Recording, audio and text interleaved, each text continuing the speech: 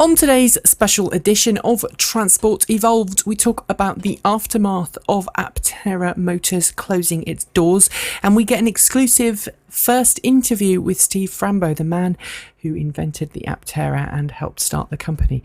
We also are talking about the latest news in the Chevy Volt fire fiasco, talking about the Honda Fit EV, the Mitsubishi i, and how the Fisker Karma hasn't actually sold any cars yet. Coming up next on Transport Evolved. Transport Evolved is sponsored by audiblepodcast.com. To claim your free audiobook from a selection of over 85,000 growing titles for your iPod or MP3 player, head to www.audiblepodcast.com/Transport Evolved. And also sponsored by owning an electric car. Everything you need to know about owning an electric car. Head to www.owningelectriccar.com. And by your kind donations. We thank you for your kind support. And also proud to support As Darkness Ends, the first book in the mini-series by Aaron CROCCO. Head to www.aaroncrocco.com for more information. Good morning, good afternoon, good evening, and welcome to episode number 79 of Transport Evolved, recorded on Thursday, 8th of December 2011. My name is Nikki Gordon-Bloomfield. And my name is Michael Thwaite. How are you today, Michael? I'm great. It's a happy day today because step one of transitioning to my Active E is taking place right now. I've just had my J1772 charger, EVSE, installed by AirEnvironment. Excellent. Cool. Well, I look forward to hearing about that later on in the show. We're going to kind of rush through this first part of the show. So if you're a regular, please accept our apologies. If you want to take part in today's very important show, this is what you can do. You can go to www.transportevolved.com/live, and you will see that we have a live chat room there. And in that chat room, you can pose questions to our very special guest for today. You can also take part in the show by tweeting with the hashtag Transport Evolved. And finally, Michael, there is a third way that people can interact with today's show, isn't there? Yes, there is. You can check out the show notes. Check out tinyurl.com/Transport Evolved 79. And those are the questions we're going to be sort of raising in the show today. Fantastic. Okay, so Michael, let's do a quick reverse back to this time 6 days ago. There was a show, just after the show went live last week, there was a piece of news that broke. Aptera, the company that made, or was promising to make, the very futuristic three-wheeled electric vehicle, ultra efficient, was declared itself bankrupt. Now, since then, there's been lots of other things happening, including videos surfacing on YouTube of what we assume is Aptera employees smashing up some of the prototypes. Now, yesterday there was some confusion as to whether that was actually done this week, because the videos appeared on YouTube yesterday, leading some of us, including me, to think, well, maybe they were done yesterday. But actually, no, that has now transpired that they were done some time ago. The videos were posted yesterday. However, we've got a bit of a coup here at Transport Evolved because we have none other than the founder, the guy behind Aptera, the guy who started it all off, and former Chief Technical Officer, Steve Fambro. Welcome to the show. Hello, Steve. Hi, Nikki. How are you? I'm fine, thank you. So tell us a little bit about how you were, where you fit in with Aptera. Well, I'm no longer officially... and I was no longer officially involved with the company at the time of its bankruptcy. I resigned from the board this March. And I think it's important, especially right now, this very tender time with a lot of employees who have lost their job, is to not worry about or air any differences that the management or I may have had. This is more about just setting the record straight, and I think making sure that everyone knows that these vehicles were not destroyed as a malicious act at the shutdown of the company. This did, in fact, as you say, occur months earlier. I believe it was in May. Excellent. And you started the company, you were involved in the company from the very beginning. it was your idea, was it not, to build the Aptera in the first place? So tell us a little bit about what prompted you to come up with the idea in the first place. Well, engineers are lazy. I'm an electrical engineer by training, and we're always looking for ways to make our lives easier. And so I started the project really was to build an efficient way to get around, to specifically be able to drive in the carpool lane, but without being on a motorcycle. I had a motorcycle at the time, but here in Southern California, almost every friend of mine that rode motorcycles had wrecked, and I figured I was next. Right. My number was up. Flying and riding motorcycles, and so my wife encouraged me to maybe pick one dangerous thing instead of two. But I realized if the vehicle I had was a motorcycle and clothes and all this kind of stuff, I could ride in the carpool lane and still be safe and comfortable. And the carpool lane would shave a half an hour off my commute. I had an hour commute, and that really snowballed into thinking about efficiency and everything else. And it was around the time of Hurricane Katrina, and VW introduced the 1L that sort of the light went on and said, wait a minute, Right. I could make something like this. And after a while, it became an obsession. And I figured that, well, if I wanted to buy something like this, I'd much rather have bought it than try and build it in my garage. Maybe other people would want something like that too. So I wrote a business plan around it. And that's about when I met Chris, and we started the company together and got our first round of funding together. Right. Michael, you have a question. I do. I guess that was Chris Anthony. Yeah. What? So the shape and your love for flying. That's got to be how it came to be the way it is. Was that the inspiration?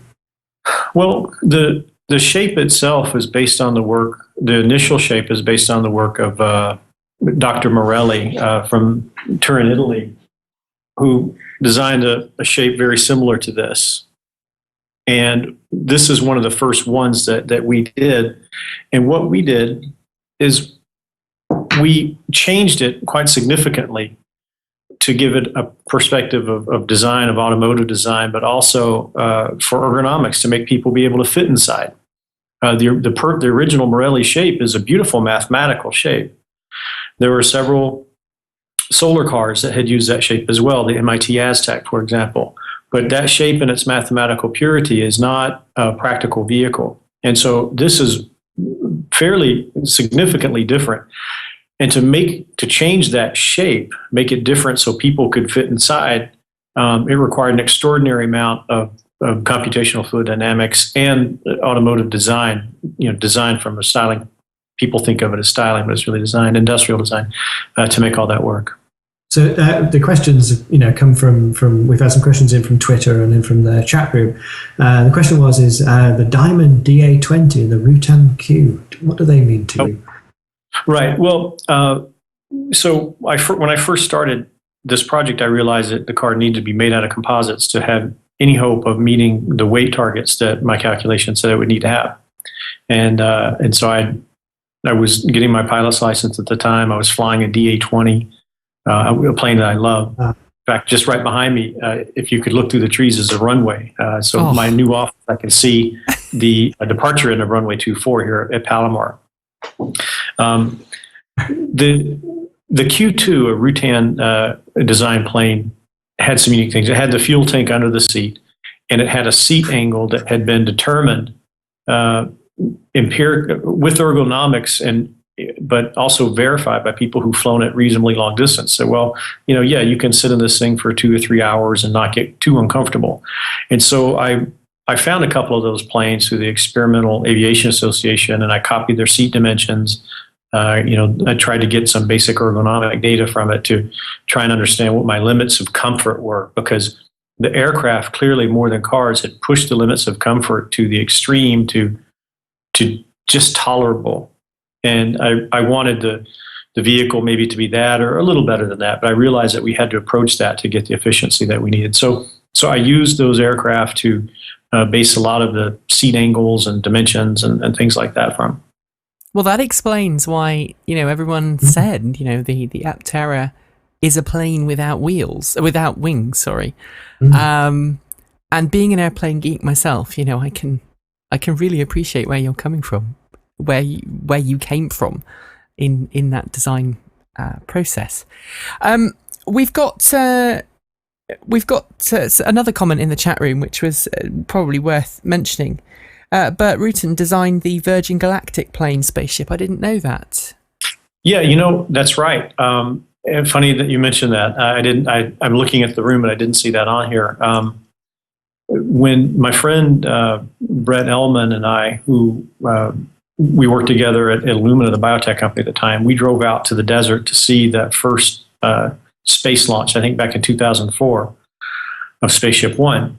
And we managed to sweet talk our way into the VIP reception. And I think that's where I learned some, you know, skills necessary, you know, for raising money or whatever. We ended up in this VIP reception. I got my picture taken by the spaceship that had just landed from its first flight. And we were talking about this flight all the way home on the drive from Mojave back to San Diego. And that was the time really where I started to write the business plan, or I at least said, you know, there is a potential for a small company to make a car like this, because this is a team of people in the desert, less than 30 people. In 3 years, they designed, built, and flew a spacecraft. They flew the aircraft to carry it up to high altitude. They built the simulators. They wrote all the software for it and using X-Plane. And if a team of 30 people could do that, what was the magic? How did they do that? And the magic I discovered was truly the advancement of the tools that were available to them. The computational fluid dynamics and finite element analysis. The cost of those tools, acquiring them and using them, had dropped so much that a small team of people could have the same computational capacity as NASA did, you know, a couple of years ago, in terms of the problems they could solve. And so we use that as really a reason to say, hey, at least convince ourselves that we could do this. It was a very inspirational moment for me. I still have the picture I took after the landing. I have that picture on my door in my garage, and every night I would, walk back in from working on the company that would become Aptera. Wow. I would see that picture. That must have been a really influential moment. And that first flight, was it the one where something went wrong and they almost thought that there was a tumble? Yep. It went into a tumble, didn't it? That's right. Brett, my friend, who's also a pilot, he brought a handheld radio with him, and no one had published the frequencies, but a couple of the guys that we were standing near also had one, and they told us the frequency we could listen in on. So we were lucky that we were listening into all of this as it was unfolding, and we were watching it. And it was obviously, I mean, everyone I think was very pensive about what the outcome would be, but the whole experience from the music they were playing over the loud, 70s disco music, and the weather, and it was just magical. I wish I'd have been there. I've seen the documentary, but the way you tell it, it's fantastic. So you came back very inspired and decided to build this phenomenal vehicle, which has not been replicated by anybody else. And you designed it with what at the time a lot of people said was extremely futuristic concepts, which now, of course, all the major automakers are piling in on the idea of basically ditching your usual steel chassis and going with composites. So tell us a little bit about the process there and the building of the composites. Someone in the chat room says, was the Aptera composite oven cured? So maybe you can add to that. Well, we actually took a couple of cues from your countryman, Colin Chapman, of course, simplify and add lightness. And the de Havilland Mosquito. The de Havilland Mosquito, as you probably know, is the world's first composite airplane. And at the time, it was the fastest, not bomber, but fastest airplane in the world, faster than any fighter plane at the time because of its streamlined shape. And it was able to achieve the smooth, rivet-free surface from composites. Now, the composites were mahogany strips with a balsa wood core, in-grain balsa. In-grain balsa is used much as honeycomb. It's used in the same context as honeycomb is today. In fact, the grains of the balsa structure under a microscope are honeycomb in shape. And and so I began experimenting with in-grain balsa, and making all sorts of laminates, and being an engineer, doing design of experiments, and seeing what failed at what strength, and usually extended cantilevers, and putting a weight on the end and measuring the deflection, that sort of thing. And and in-grain balsa as a core material in composites is a phenomenal material. It has toughness, impact resistance. It's lightweight. The problem is, the amount that the Royal Air Force needed for the Haviland mosquitoes almost decimated the Honduran rainforest, because they needed a lot of balsa wood to make that product. So it would only be sustainable if the growth and harvesting and everything could be managed. But I started out reading everything about buying Bert Rutan's training book from one of the epoxy composite websites, watching the videos. I watched all the videos on the Arnold AR-5, which was a composite one-off airplane built by Bill Arnold here in California. And he crashed into the ground at that plane at almost 200 miles an hour and made some very small damage, unbuckled himself, and fixed it and repaired it and flew it very soon thereafter. So I became enamored with, how are these strengths of composites achievable even in some guy's garage, like with Bill Arnold? And so that's what set me down the path of composites. In terms of Aptera, the first two, or the very first Aptera, the Mark Zero, and I'm proud to say that vehicle is safe and sound in the Aptera building. That was a foam core, a standard sort of foam core. I forget the density, but used in racing boat hulls or even aircraft construction. That was a resin infusion that was done by Chris up in Canada with our partner at the time. Those were used a resin that didn't need post-curing, similar to boats, vinyl ester. And that's what the very first Aptera was. The second, what we call Zen and Punch, Aptera number 1 and 2, that we shown at the launch of the company, were made by a partner for us, because they were the first ones. And those were aluminum honeycomb with a fiberglass pre-preg in an autoclave. And those parts were exceptional, simply because the autoclave, makes nice surface finishes and everything else. And so after that, every Aptera past that was a resin-infused Aptera, as was the very first one. And we built all of them there in-house. I think it's a good point at this point to come in with, because several people have asked about the questions that we've seen.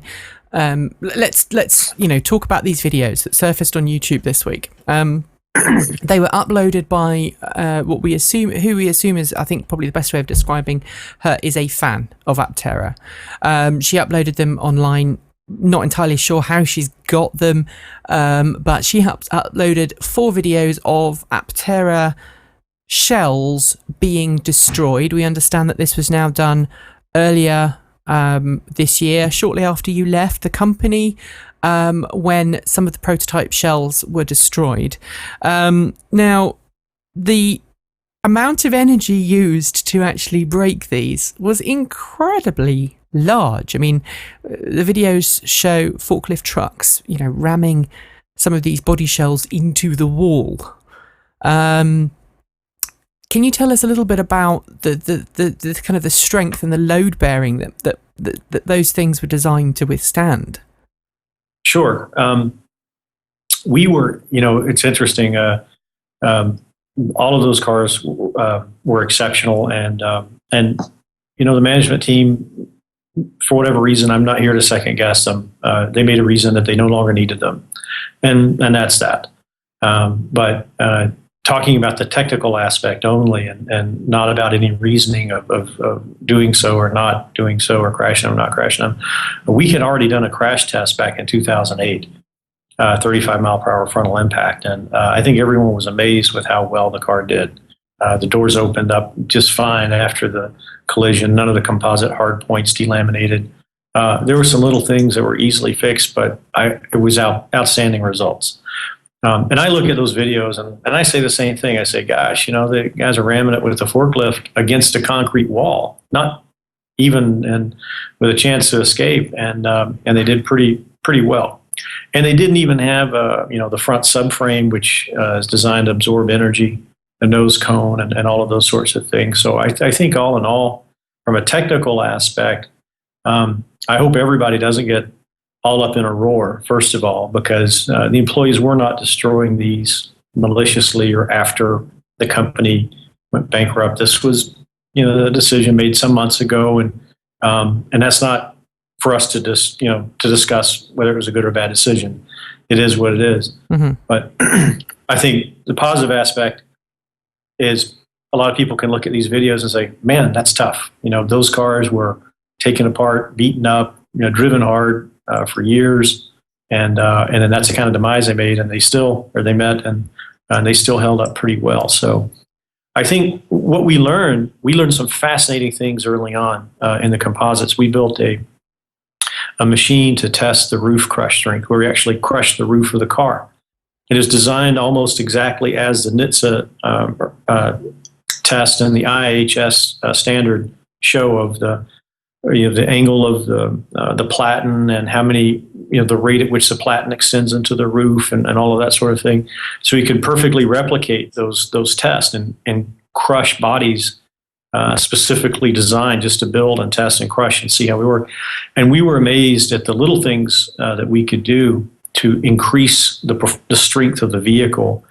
And I think pretty soon we achieved a roof crush strength equal to or greater than any of the best cars at the time that are available on the road at the time. And I think probably the record holder at that time was Volkswagen in terms of roof crush strength. And I think we approached what they had. It was very impressive. Now, tell me, because all of these videos, I'm playing some of them in the background here. All of these videos show the shells being destroyed, but not in a single one of them would the person inside it have been right. There seems to be an apparent lack, and I'm coming almost from devil's advocate point of view here, an apparent lack of a crumple zone. Because in a traditional, conventional car, you have this big, long area in the front of the vehicle, right. Which is, in a gasoline car is the engine. In an electric car, very often is the motor and the batteries if it's in a conversion, or it's a load spreading situation where you've got a front cross member that actually deflects the energy around the passenger cell and out the other side. How do you go about building something like that in something as lightweight as the Aptera shell? Well, we had, if I can just use this was a gift to me from the engineers when I was CEO of Aptera early on. And it's just a 3D model of Zen, which is the car that's in the Chicago Museum of Science and Industry. And I'm using it to show that right here where the front windshield is, this and below, this nose area, everything in here is the front subframe and the crash attenuation structure that you're talking about.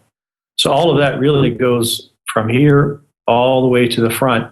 And that was removed during these videos of the forklift and things like that. So even with that removed, I think that they held up remarkably well. And I think that's a positive in this, is that people get to really see the abuse that the composites can take. And I think it's a testament to Aptera's ability to make these strong composite parts. Michael, you have another question. Yeah, just talking about the composites and how they're built together. One of the things I love about the Mini E is how well it handles, and I think a lot of that's down to the rigidity of the shell. How do composites compare, from a rigidity, from a twisting sort of perspective? Well, with the three-wheel vehicle, our job was made a lot simpler. Again, using the model here. If you think about a typical a frame test, let's say before we built the Aptera, I was interested in building the one of the Lotus 7 replicas before I became really obsessed about efficiency. And there's a movement here in the United States, sort of a play on words, called low cost. It's the the group that's building the Lotus 7 replicas. And there's even an English book, build your own car for 200 pounds. And it shows you step by step how to build the frame. And in the low cost group here in the United States shows you, how to measure your frame for your torsional rigidity, how to build a cantilever beam, put weights on it, measure the degrees of deflection, and calculate its rigidity. And in a 4-wheel vehicle, that is very important. But in a 3-wheel vehicle, whatever deflection the front has, it's simply pivoting about the back wheel. And so the vehicle doesn't need to have the same, even though it may, the same kind of torsional strength as a 4-wheel vehicle, because the load transfer paths are different. They're much simpler, actually. And so I think from a design perspective, depending upon, and that's the beauty of composites, is you can add stiffness, you can add strength, you can add for want of a better way to describe it, toughness with different fibers. Whether you use an aramid fiber or a high modulus of elasticity fiber like a carbon fiber, or a lower cost fiber like a glass fiber, you can really make the different parts what they need to be. Does it need to be stiff, or does it need to be strong and tough? And versus steel is a homogeneous material, and it's the same all the way through. So I think we had no problem achieving levels of stiffness so that the resonant frequency of the vehicle was at 10 hertz at higher. We had no problems achieving that kind of stiffness with composites, or with our composite design, I should say. Cool. So, actually, sorry, I have one question that this is kind of a personal question, and I think it harks back to a question I was asked so many times. I'd love to hear your take on it, Steve. So, how do you use an Aptera at a drive-through? Well, I have a funny story to tell you. I was driving across the Golden Gate Bridge in PP4, which is one of the Apteras, with a passenger. And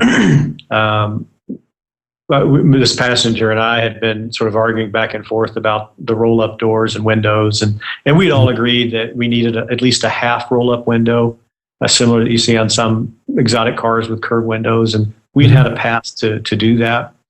And sort of playfully, I was joking with a person. I said, "Oh, we're driving up to the toll booth. What are we going to do? How are we going to pay the toll? What's going to happen? Oh no, they're going to knock this through." And I simply opened the door.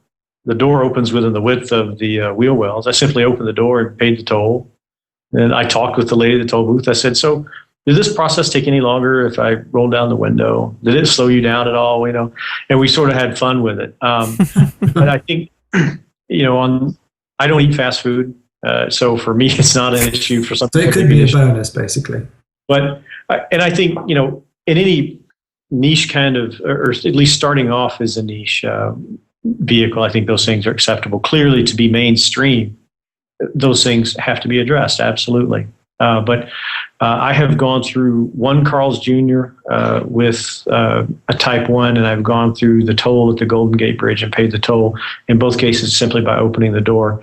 Also with the geometry of my Prius, and it doesn't matter what car I'm in, Prius or whatever I had at the time, I no longer have that, but there's a certain ATM that I go to that I can't roll down the window and get to it. I have to open up my door and lean out, and it's this whole big deal. So for me, it was a non-event, but clearly to be mainstream, it would have been something that would have had to have been addressed. And we had addressed it, quite frankly, with a half roll down window that we'd had. So. Hey, Michael. You are talking to a Tesla driver. I was going to say, yes. To which ATMs are towering mammoths that yes. lean over at you. There's no way of reaching them. I'm a regular Tesla passenger in one of our regular guests' Teslas, and I don't think I've ever been with him and exiting a car park where he's not had to actually kind of half get out the car. Yeah, right. In order to put the ticket into the machine. And I used to own a clamshell vehicle which hinged at the front. It was an electric vehicle that the whole front of the car hinged upwards, which always caused fun at drive-throughs and parking garages. Steve, I know you've got to go in a minute. We've got sort of 3 final questions that, if you've got time, I'd like to ask you. there are some questions. I don't know really which order we take them in. Let's take the fun one first, the really flippant one. Congratulations on being the only electric vehicle to feature in a Star Trek film. How Nice. on earth did you all pull that off? Are you going to be able? Are you saving that for your book? Well, no, I'll give you the spoiler. We didn't do anything. They came to us. Oh, wow. We had. I'll have to say we had at the peak of our popularity, we had only spent about a couple of $1,000 for press, if you will, and all that was a tiny ad on treehugger.com. To send people to our website to check it out, 300 mile per gallon equivalent Aptera. And from that point on, everything was organic. Everything just took off by itself. We didn't do anything. We hired a PR firm to manage incoming requests, incoming calls, and things like that, because the company, the story, and the product was the product itself. The product and the people were really sensational, and people got it, and they wanted to find out more. And so by that time, it had been, I couldn't tell you how many times I'd be out, fundraising or something, or on a plane. I just pick up whatever magazine was in the pocket on the plane, and either Aptera was on the cover, Wow. or was in an article about it. So it was a very exciting time for me and for all the employees. I mean, it's probably a once in a lifetime kind of event. I don't think I could ever recreate that kind of magic, although hopefully I'm going to be equally successful in this other venture. But I think the magic was unique to the time, unique to the people, and also the environment. And certainly that's changed. But I think J.J. Abrams himself had seen the vehicle, and through his people reached out to us and said, "Hey, can we have it in a cameo?" And we sent a team up there, and we got pictures, of our team in Star Trek uniforms standing around, by the car, waiting for their one shot. And it was pretty cool to see it in the movie. It was brilliant, and I didn't know it was going to be in the movie until I was there. And of course, being an electric vehicle fan and an electric vehicle journalist, I remember watching it with my wife and kind of shrieking out that there was an Aptera on the screen and getting extremely excited. Screw the Leonard Nimoy cameo. I was excited about the Aptera. Okay, so another couple of questions here. What is going to happen? Do you know? I mean, obviously you're not connected with the company anymore. You left them earlier this year. You've already said that you believe that the videos that were posted yesterday on YouTube were not cars being destroyed this week. They were destroyed much earlier. But you've also said that you think that a couple of cars have survived and have the body shells. Any more body shells or molds or anything else? And who owns them? Well, so first of all, again, these videos should not cast in a bad light the employees or the company in any way, because this is something that happened months ago. It was a planned event. And it's not my time or place right now to agree or disagree with that event. So that shouldn't cast a negative light. When I went by the building the other day, we're actually just a mile away from my new office here. And it's by a sandwich shop that I frequent. And so I do tend to drive by it quite often. And as luck would have it, the day after the bankruptcy, I stopped by with a gaggle of folks in my car just to peek through the window. And everything is there. And, the doors are locked, and everything's secure. And we met some guys from the liquidation company. Very nice gentlemen, very professional, and everything had been secured from the moment of their arrival. They let us walk in and look at the facility, and it's obviously the closing of any company, especially one that you poured your heart and soul to, is very disappointing. But there's at least a silver lining in that.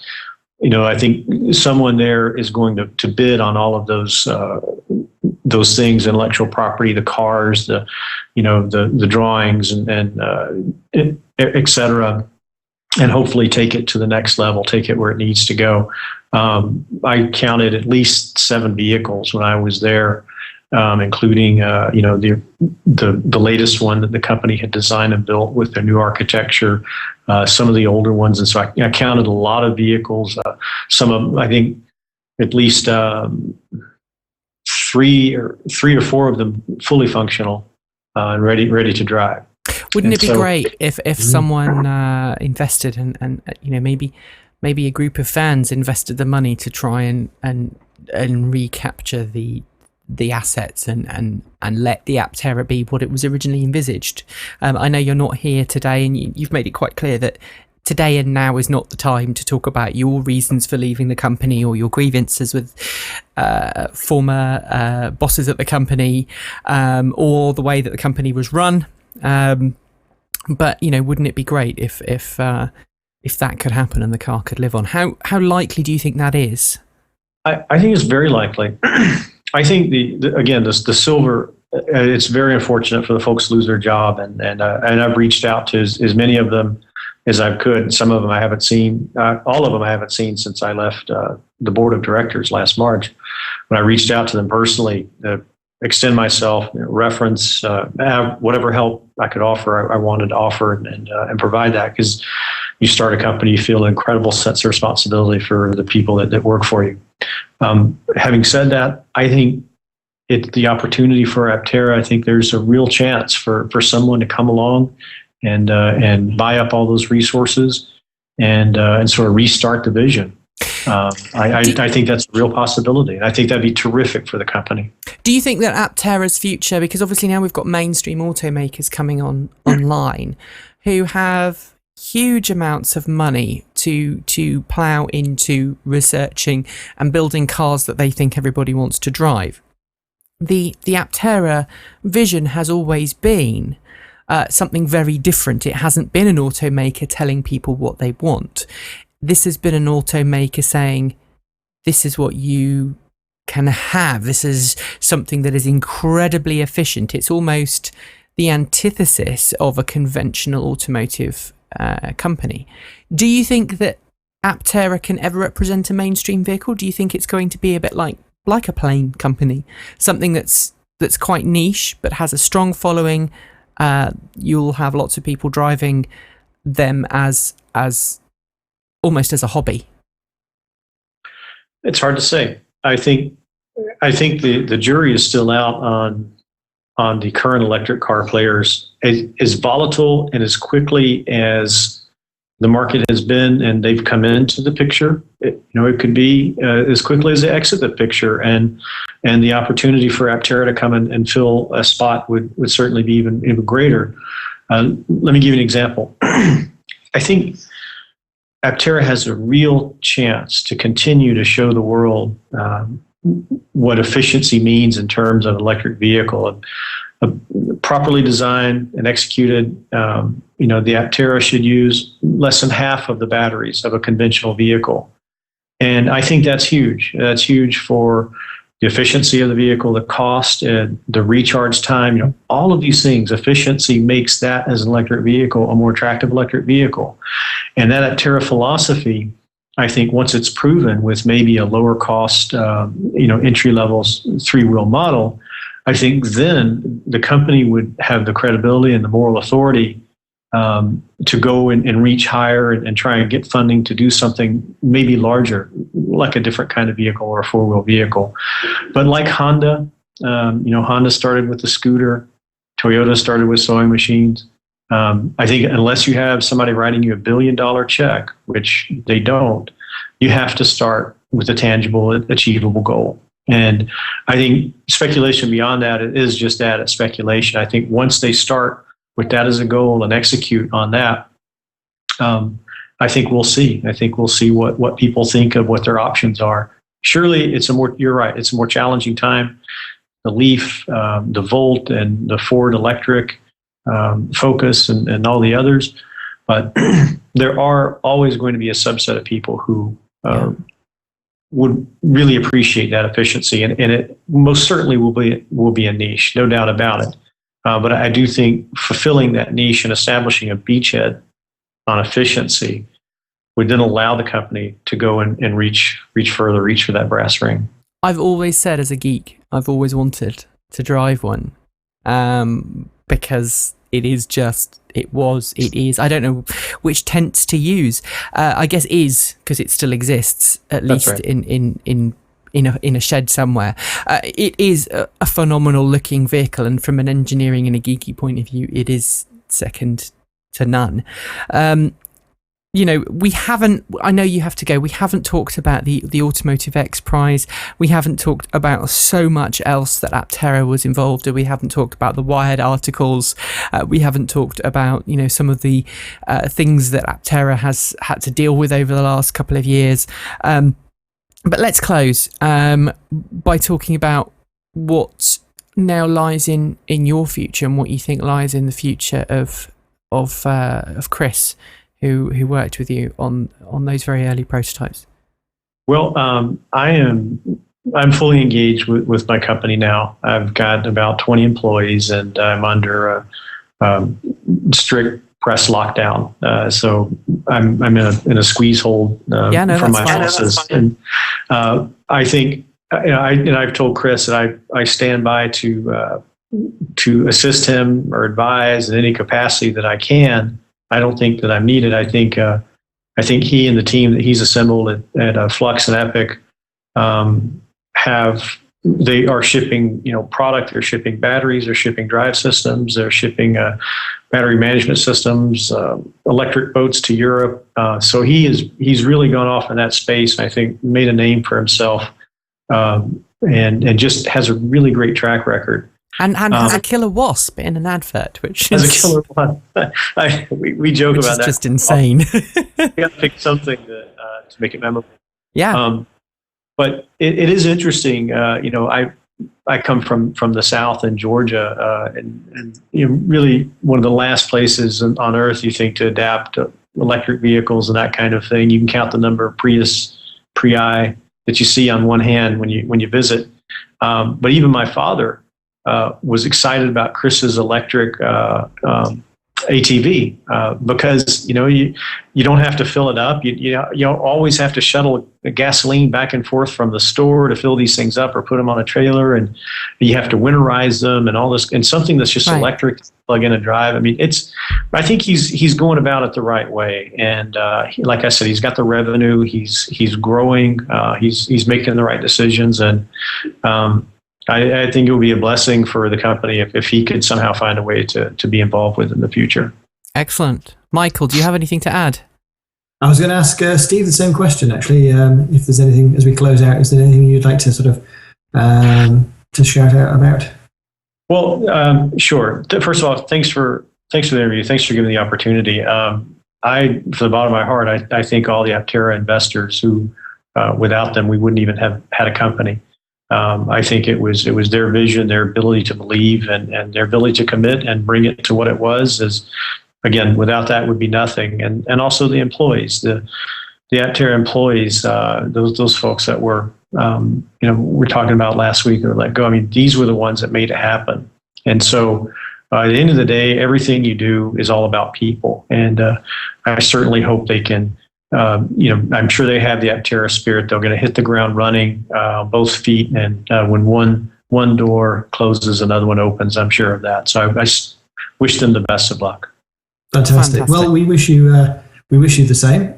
Thank you so much for joining us today. There's obviously, as Nikki said, there's so many other things that we could talk about. Perhaps you'll join us again sometime, and we can move on to the next chapter. But thank you for joining us. And of course, let us know when you have that book written, and we'll more than love to have you back to talk about that as well.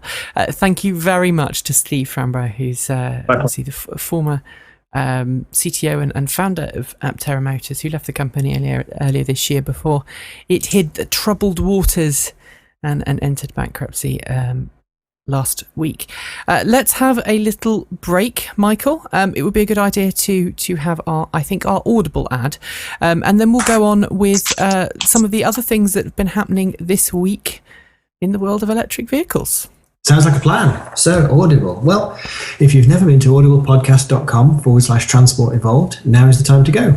you can take part in a wonderful offer that we've put together with our friends at audible.com. You get to join it for a free audiobook and a 14-day trial of the audiobook service that Audible offer.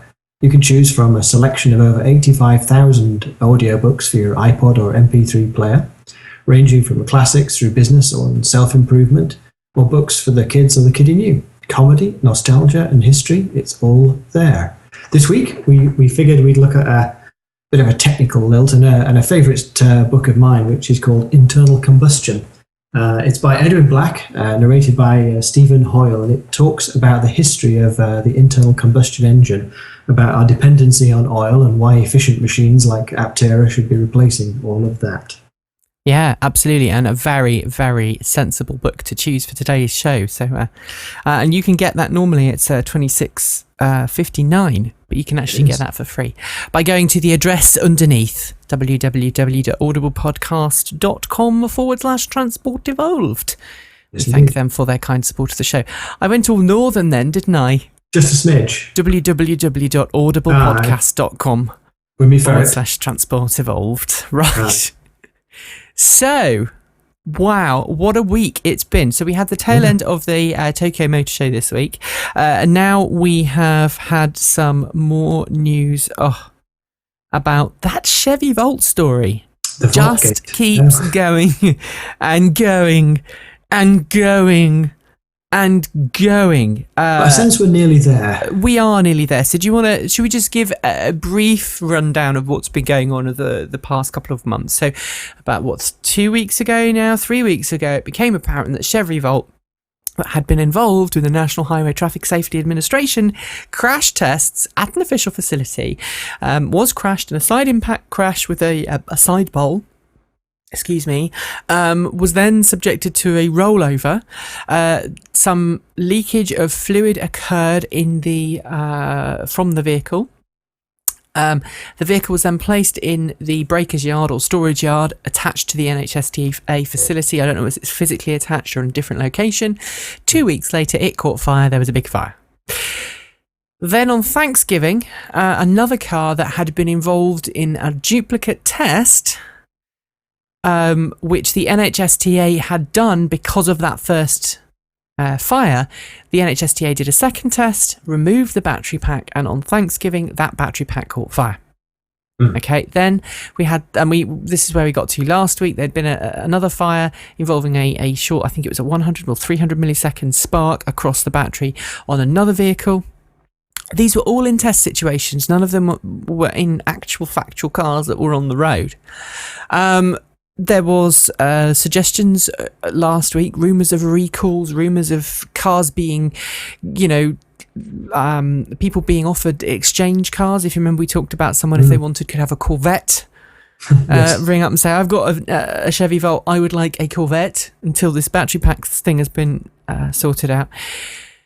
Then later on in the week, oh dear, CEOs and their big mouths. Do you want to take it from this point, Michael? Well, Chief Executive Dan Atkinson sort of raised the ante by talking about buying back Volts and talking about that there would be a redesign of the battery pack, but that kind of slipped out and got a bit too strong because it wasn't really a redesign. It was let's take a look at the design and figure out what caused the problem and see if we can tweak it. And it looks like, the hinting that the tweak has been identified and that it's not going to cost a lot of money to repair the existing Volts or modify. I mean, repair may be a strong word for something like this because the National Highway Safety Association still rates it as a 5-star car and they don't want to downgrade it based on these tests, which is all good news.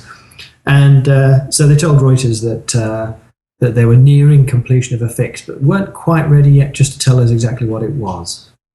Yeah, and there's been also some speculation. Again, this has not been confirmed by anybody. That speculation is that it was the coolant, not the battery, that caught fire, and it was the coolant that needs to be drained, not the battery. So the battery needs to be discharged, and the coolant needs to be drained. Obviously, the Volt has a liquid-cooled battery pack. The Nissan Leaf, on the other hand, doesn't. Very interestingly, Tesla have kept completely quiet on this. Tesla uses liquid cooling in the Tesla Roadster and also in the 2012 Tesla Model S. But unlike some of the other electric cars on the market, I understand that Tesla actually passes the liquid in between the cells. It does, yeah. Their battery structure is very yeah. different to the structure used in the Vault, and very different to the structure used. Is that how you understand it, Michael? Yeah, it might be different. My guess was and this is entirely a guess on the part of the Vault, because I don't really know the Vault battery technology well enough, but they channel the fluid around the cells in some way because they have these larger packs, whereas Tesla routes it there's like a double pipe that wends its way around the cells, passing coolant to keep them all cool. Now, it might be that separation changes the way things work. And prevents leaks. I don't know, but I briefly spoke to Tesla representatives this last week. Obviously, they weren't speaking on behalf of the company, but they echoed what we would expect, which is that Tesla will watch this and observe this, and if something gets brought to light that sort of indicates a change needs to be made, then I'm sure they'll step in and apply that to the Model S as necessary. Well, it's been a very bizarre week in terms of the Vault story, because we've had Brad Berman earlier on in the week. He's been on the show before, saying that the Vault was the PR nightmare that GM didn't want, and it was the electric car nightmare that GM didn't want. I don't think it's necessarily as bad as he made out. I don't think so. But then also we've had apparently the New York Times has tracked down someone who sold their Vault back to GM. A person who's actually sold it back? Yes. I haven't got the link here, but we'll try and find it and put it in the show notes. Someone who'd actually, said, okay, yeah, I'm taking the car back. But then, of course, towards the end of last week, there was this open letter from Vault owners saying, look, we the undersigned, we're happy. Yeah, we're keeping our cars. No problem there. I guess this is GM's equivalent of, and this is an analogy that has been made multiple times. This is the analogy to the unintended acceleration problem of the Toyota Prius, which turned out to be nothing more than a problem with the mat and the shape of the accelerator pedal. That's the story we've often heard. But you know what? And here's a point I'd love to make. This all goes to bolster safety, because I think this is actually quite a good thing that this problem has been found in a nice, safe environment where scientists can pull it apart, analyze how it happened, and say, you know what, this is never going to happen. But you know what? If we make this tweak, this adjustment, or we bear in mind, this physical characteristic, we can make sure that not only does this never happen in the routine, but we know about it and we understand it and we can prevent it happening in future designs. Like the unintended acceleration, to a certain degree, that results in extra software in your Prius that detects when you're touching the accelerator and the brake at the same time. Same goes with the Tesla. You press the accelerator and the brake at the same time in a Tesla, and it lowers its power output. There is a fantastic, sorry to interrupt, there is a fantastic comic strip that someone has just sent me.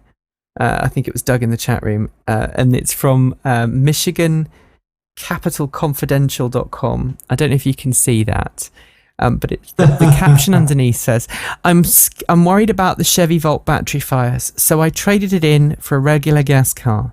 And there's a picture of a guy with a gas pump in one hand, a cigarette in his mouth, trying to fill up his gas car. I think that's brilliant. That's brilliant. And that really summarizes, we're talking about an incredibly safe car here that the the National Highway Safety Association has said, we're not downgrading.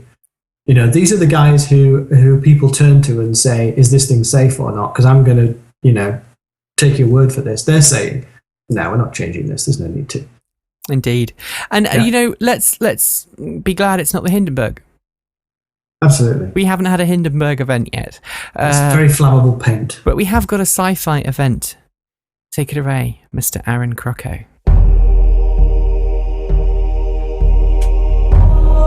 When a devastating earthquake strikes Manhattan, Travis Hunter finds himself among the other survivors trying to make sense of a city in ruins. In the aftermath, word spreads among the displaced. New York City was only a small part of a global disaster. For the first time in human history, an earthquake shook the entire world. While trying to get back home, Travis is confronted by a being from another realm and tasked with a divine mission: help bring on the apocalypse or be killed. Faced with this directive from a messenger of God, Travis must assume a role dating back to the beginning of time and is forced to begin a journey that will destroy all of humanity. Book 1 of my debut series, As Darkness Ends, is the first in a 6-book novelette series and is available now. As Darkness Ends, Book 1 can be purchased from Amazon Kindle, Barnes & Noble Nook, Apple's iBooks, in print from CreateSpace, and in other formats through Smashwords. You can read the first chapter for free and learn more about As Darkness Ends at my website, www.aaroncrocco.com/darkness.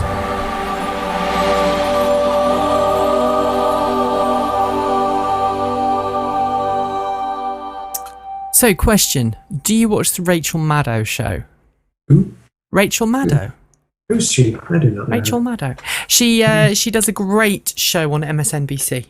Great political show. Very funny. She is a member of the same club that I am a member of, and she is very funny. Ah. I'll check her out. Funny women. She's in the Funny Women Club. No, I'm not funny. But anyway, she has something in her show called The Best New Thing in the World Today. Okay. My best new thing in the world today, just for its sheer screw around with your head thing, is a new range extending option for your electric car. What? And what is this great range? It's a fuel cell powered by, wait for it, not hydrogen, but gasoline. Gasoline. This is Hang on, this is bizarre. We're trying to move away from gasoline, and now they've discovered a solid fuel cell that runs on gasoline. Michael, you've read this. Tell us about it. I have read this. Actually, the University of Maryland have. It's not new. It's not entirely new. Did you just say Maryland? Maryland, land of the Marys. Yes. No, Maryland. Maryland. You'll upset people if you say Maryland. I thought you'd been in America long enough to know that by now. Carry on. It's just down the road from me. I don't know. So, I mean, this is not new, super new technology. These, I mean, fuel cells don't necessarily need to run on hydrogen. We always associate it with hydrogen, but the truth is they can pretty much use any hydrocarbons. But the problem has always been is that they're absolutely enormous. And they've been, Bloom Energy was a company that made these enormous fuel cells for buildings. They would take natural gas into these systems and generate electricity on site. And, you know, there's been some successes, but the infrastructure and the technology is really difficult. They run extreme high temperatures and they're very fragile and very large. But the University of Maryland has basically come up with a way of building much smaller ones. Now, okay, what does that mean? Well, it means that you can probably make one big enough to go in a car. So what does that do? Well, it's not going to power the car, but what it is going to do, because of the way these things work, they take time to get going and they take time to stop. But and they don't produce a huge amount of power on demand. But what they do is produce a steady amount of current. So what you would do is, like a volt, basically, you would set off on a journey, you'd switch this fuel cell on, it would take some gasoline, create electricity, and charge your battery as you go to sort of prevent that point where you run out coming quite so soon. And there is an advantage to this because it's more efficient than a gasoline combustion. It is more efficient, but here's the downside. It still has to come from the oil nations. Right. And because, you know, 2/3 of these hydrocarbons are basically carbon, you still have that carbon that you've got to get rid of, and it comes out in the form of carbon dioxide. So you still are generating the greenhouse gases.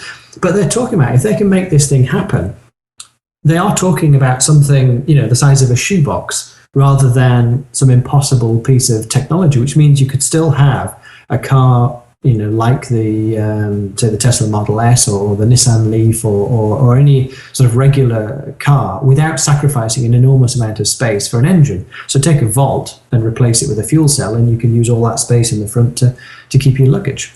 And of course, also, I understand obviously there's going to be less heat because it's more efficient, and also, you know, consumption is going to be lower. Yeah, well, because it's less efficient. They naturally run at very, very high temperatures, you know, over 1,000 degrees C, right, for this process to work. Now, the people at the University of Maryland have got it down to 650 degrees C, which is a lot more manageable, and they're aiming for 350, which puts it actually at the same kind of level as the old sulfur batteries, which have been used in the thing. Sodium sulfur. Sodium sulfur. And of course also, the advantage of this is it's not like hydrogen where you've got to spend billions and billions and billions of dollars building an infrastructure. Crazy infrastructure. The infrastructure already exists there. And as Doug in the chat room has said, if it runs on gas, runs on petrol, it can run on something like methanol as well. So it doesn't have to be, as long as it contains hydrocarbons, it doesn't have to be a fossil fuel. It could be some other form of biofuel. And remember, we're not talking about huge amounts of fuel here. We're talking about using it as a range extender. So it's used in a vehicle where most of the time you're using electrons to power the vehicle, and then using that as a form of range extension. And here's why it'll be a success, because Shell, Exxon, Exxon et al. Still get a gear in the game. Yeah, so they will support it more readily. Let's watch. The other vehicles. Okay, Mitsubishi i. If you live in the US and you want a Mitsubishi i, for the time being, you have to live in California, Oregon, Washington. This is Washington State, not DC, and Illinois. Is that right? And Hawaii. So the West Coast, the middle, a little bit in the middle, and the very, very, very West Coast. Yes. And the island. The island. Yeah. And the islands. So not plural. I will upset Hawaii if I call them just an island. Yeah. Islands. Right. Okay. By next year, the plan was by this time next year, Mitsubishi will have rolled out all of the 50 states would have the Mitsubishi i. However, this is an interesting snippet that's come from Tokyo Motor Show via Automotive News. Mitsubishi CEO has said that he was inundated at a recent annual dealer conference for Mitsubishi. Now, bear in mind, Mitsubishi doesn't have the following in the US that, Nissan or Toyota does. It doesn't have as many garages, doesn't have as many dealers, but those dealers that were present, those dealers that went to his annual dealer conference literally pestered him for the i in their showrooms. So he kind of went, all right, you want it?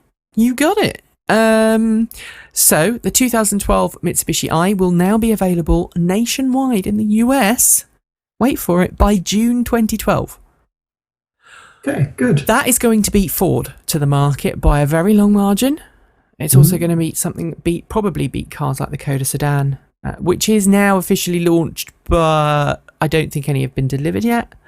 It's going to be snapping on the heels of the Leaf at this point. The Leaf is due to get nationwide rollout by March. Okay, so it's not far behind. No, but which car is apparently quicker, more fun to drive, more spacious, and better built than the iMeave? Ooh. Apparently the Fit EV is quite a car. Fit EV, really? Yeah. Shame it's only going to be leased. A rental. I know. Yes. Brad Berman over at Plug-in Cars took this car for a drive at the Tokyo Motor Show. He was impressed, was he not, Michael? He was. He loved it, actually. He said it goes really well, and then you press the sport button. Well, Honda does have already... there's two reasons why this is good. The Fit uses, I believe, the same motor that's found in the Clarity. The Clarity is a huge vehicle. The Clarity is a huge, heavy vehicle. The Clarity FCX, a hydrogen fuel cell car, is a huge, heavy, and noisy vehicle. Have you driven the FCX? No. It is horrible. I mean, it's like driving a gasoline engine. It just makes the same amount of noise. And in some ways, it's not as nice as a gasoline engine because it just sits there and makes horrible compressor noises. It makes you feel like you're in a building site or, dentist, perhaps. It makes lots of noise. And as a consequence, because it's so big and heavy and everything else, it has to have a big, powerful motor to push it along. Now, the Fit EV must weigh a lot less than the Clarity FCX. I don't know that for sure, but that's my speculation. I don't have the number, but I mean, a regular gasoline one's got to be, the weight of a 6-pack of beer, I think. It's a tiny thing. But really well engineered, really well screwed together, and a great layout. And it seems that they haven't lost any of that in the electrification. And something else, obviously, that comes with a Fit EV is this new regenerative braking system. I don't know if we touched on it a bit last week, didn't we? It's an electronic servo system. So normally when you press a brake pedal down in an old-fashioned car, you press down on a lever. That lever then pushes down on a piston. And if you studied fluid dynamics at school, you know that the size of the piston and the amount of pressure you put on the piston gets amplified at the other end, depending on the size of the piston at the other end. And, you get a braking force. Now, then obviously when you move forward to the situation where you have vacuum assisted brakes, where you use the vacuum from the engine, the internal combustion engine, to help brake the car along. And then you end up, when you get to electric vehicles, you have either electric assisted vacuum braking, or as you now have, you have electric assisted vacuum braking, and you have regenerative braking, which kind of has come into its own in the last 10, 20 years or so. And you've got cars like the Nissan Leaf and the Chevy Volt that has a dual braking system. It's got a conventional piston braking system, which is either fed by a pump or by the engine, or both. And then you have the regenerative braking, and the computer inside the car says, okay, if the pedal is pressed here, then you use regenerative braking. If you press the pedal in such a way, it uses regenerative braking. But there is still a physical connection, I understand, between the brake pedal and the braking system. That's what I understand it to be. I'm probably now going to get someone telling me I got it wrong. But then with this new system, as I understand it in the Fit EV, it uses completely computer-controlled braking. So it's complete. You're familiar with drive-by-wire. This is brake-by-wire. Everything is controlled by the car. So when you put your foot on the brake, it gives you feedback to make you feel like you're actually braking in an old-fashioned manual connected to the road car, but actually what it's doing is it's giving you feedback on the brake pedal, so you know how hard you're braking, and then the computer inside the car decides how that braking force is applied. It can eke out more regenerative braking out of the braking system without impeding stopping distance. I don't know how that's better than just having regen on the accelerator, but I'm sure we'll figure it out. Presumably, it's designed to make things feel more normal for people. I don't know. Maybe it can go up to a higher level of regenerative braking. I think it can. Because there's a picture of the regen curve, and it seemed to be that it could recapture more energy, which means that the battery then has to be smaller because it can recapture more energy from braking, which means you can go further. All I have to add is, dear Honda, please do the right thing and make this a real car. Not just a tax dodge. Come on. I still think, well, it's not just a tax dodge, is it? It's a tax dodge and we really want to sell cars in California. Yes, right. I agree with you on that level, Michael. I think the Fit is one of Honda's best vehicles on the market at the moment. I think it would be a real shame to see it go. But, look, just do it. Make it happen. Yeah. Let's not forget, though, that electric vehicle technology is part of its Earth Dreams technology that we talked about last week. So, it might be coming. It's certainly in that portfolio. Honda has certainly said, look, this is in the portfolio of the technology we plan to bring to market.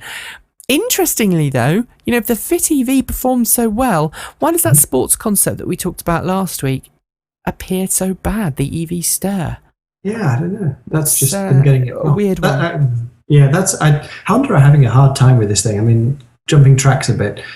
Honda CR-V, looks stunning, looks like the reincarnation of the old CRX, goes like a very, very mild hybrid. I don't know what they were thinking there. Have you driven one?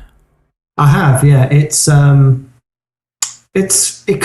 feels like it could be awesome if it was electric. It'd be a brilliant electric car. They should have put the Fit gubbins in that. That would have been cool.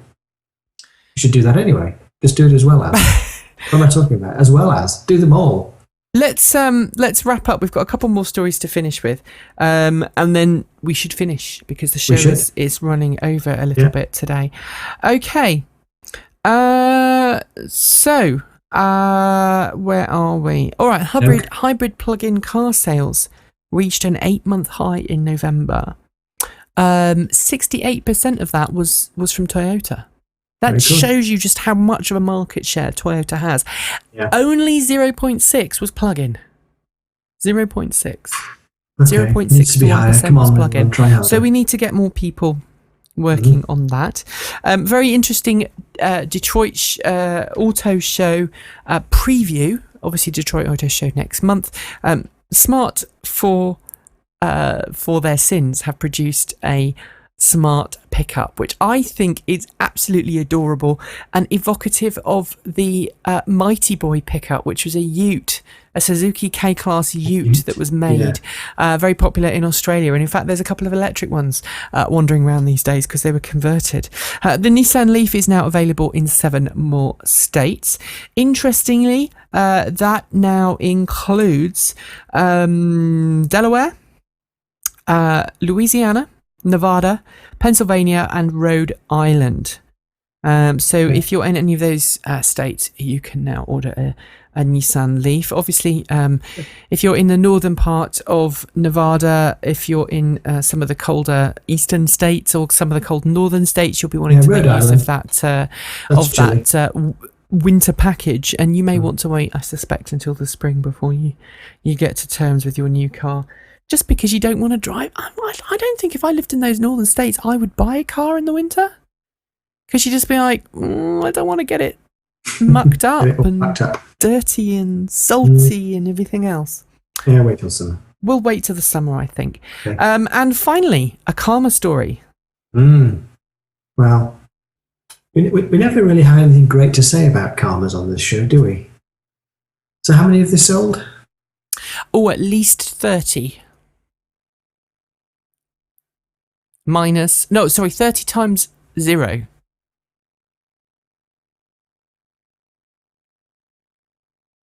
How many? Michael, you've disappeared. Oh, he's vanished. That's the first time that's ever happened. Michael has absolutely vanished. So I'm hoping that Michael comes back. Where did you go? Blew up. Skype just went away. It died. It just said I'm off. I was going to say 30 times 0 and you just looked really kind of like... Fixed. 0. They sold 0. 0. I was trying to be funny. You spoiled my joke, Michael. Sorry. So where does this come from? They have not sold none? This came from... Actually, this was from Motoramic. They actually spoke to... apparently they spoke to Fisker and said that they've been shipped to dealers, but as yet none have actually been put into anybody's hands, which is kind of an interesting story because I thought some of them had been given away to some celebs under the sort of guise of being, what do you call it, manufacturer cars. So being given to is not the same as selling them, is it? No, it isn't, is it? And I did say, and finally, but we've got another couple of quick stories that I really want to mention. If you live in Alaska, if you live in Nome, Alaska, you better watch out. Gasoline is going to be $9 a gallon this winter. Yikes. If you live in Nome, get an electric skidoo. Or just get really good at cross-country skiing, which you probably already are. Tesla Roadster owners are soon going to get their own iPhone app. Isn't this cool? Yeah, this is great stuff. This is a very community-driven project. Tell us a bit more. Well, basically, it's actually the article that you're thinking about isn't actually the first ever.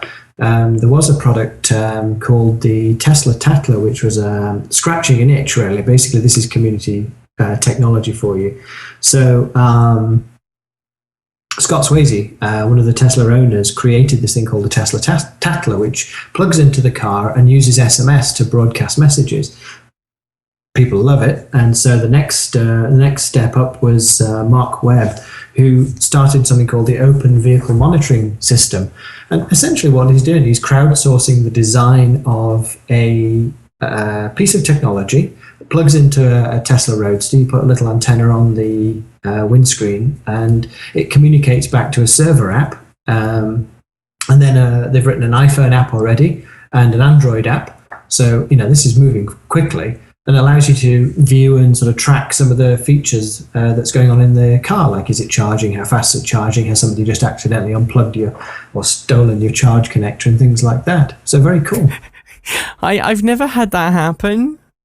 Me I neither, but really hope it never I worry happens. about it. You know, if I'm staying at a hotel and I plug the car in, I have to keep going down and checking just to make sure a breaker hasn't tripped or something like that. So sign me up for one of these things. Yeah. I'll take.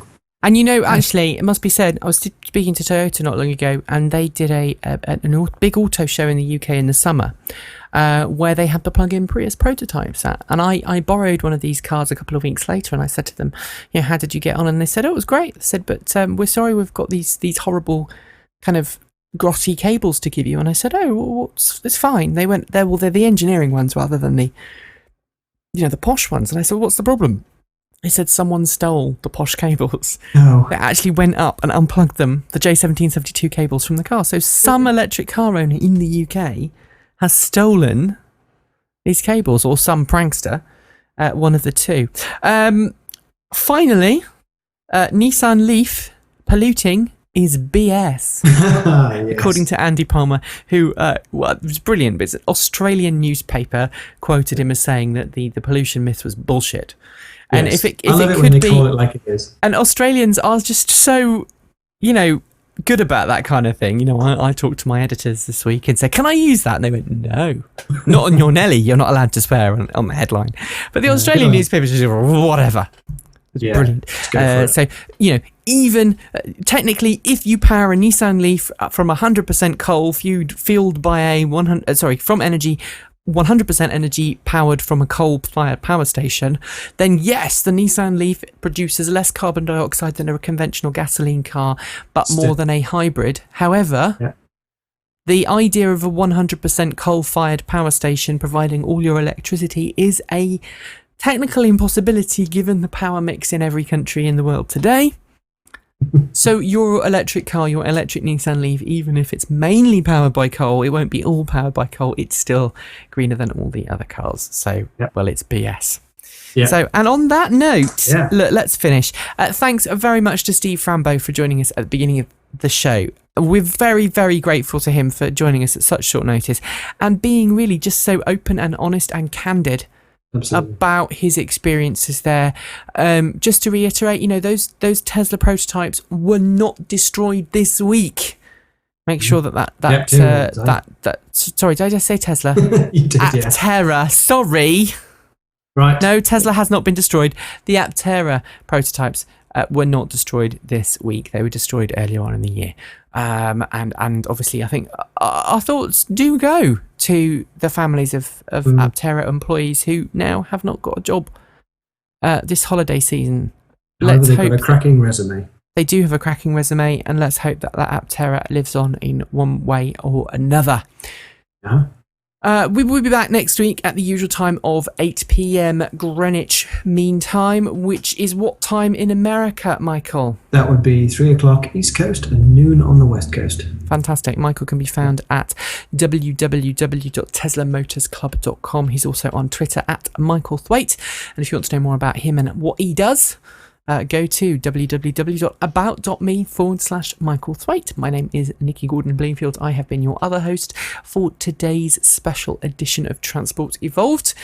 You can find out more about me at www.about.me/A Minor Journey. I am also A Minor Journey on Twitter, and you can also find me writing daily at greencarreports.com, where sometimes I get people very cross, like yesterday when I did the Aptera story. Put that right. No fear, no worry. If you are watching this live and you are in the UK, I will be helping to launch some charging stations tomorrow in Birmingham with Zero Carbon World. Excellent charity founded by Kevin Sharp, who was on the show last week. So do pop up and say hello if you're anywhere near the Moat House Hotel in Stafford. And until then, until next week, thanks for joining us. Don't forget to find us on YouTube, find us on iTunes, find us on blip.tv. If you haven't seen the show before, please consider subscribing. You can find us, as I say, on all those methods for your weekly dose of green car and electric car news. Until next week, thanks for watching, and don't forget to plug in. See you soon. Take care, everyone. Bye.